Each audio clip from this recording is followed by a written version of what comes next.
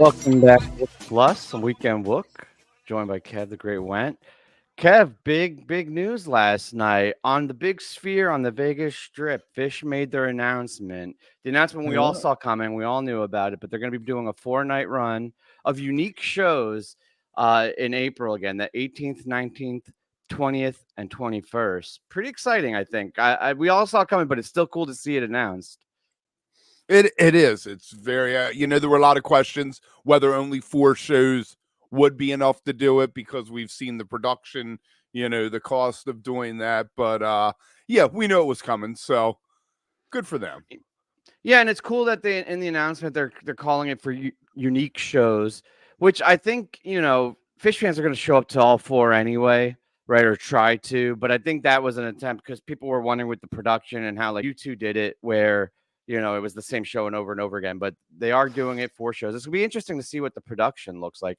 What is the how did the ticket prices come down?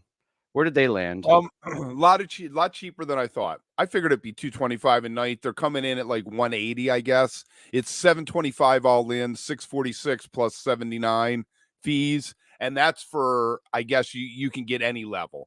But if you only want to get the cheap seats, I guess what they call P2 and above, it's $551 all in. And you don't really get to do the selection in the lottery just like any other time. But I will, I guess, remind people that there's a really big overhang. So when you are selecting seats for this show, the front is not necessarily the best, the lowest section. Right. Although it's going to be weird. I don't know if they're going to try to maintain that seated rule. I guess they have to legally, but I don't know how they're going to keep 18,000 Wooks seated during a Phish Right, show. exactly. Well, videos I've seen of people in there, they're standing up while the band's playing. So, Oh, is that like what we it used is? to, yeah. Like there was a video of Bob Weir there, and they were all standing up. Him and Matt Bush and Natalie and Natalia, not Natalie, Natalia. Oh, he wasn't playing. He was watching. Right. Yeah, he was watching. Yeah. Cool. My questions are like U2, when you look at it, they have no gear on stage. I guess like all the amps and everything is hidden underneath or behind the screens or something. Or Phish going to go out there and have a Casbot Vox looking thing where it's just them out there with instruments, very sparse? Or are they going to have all their gear on the stage?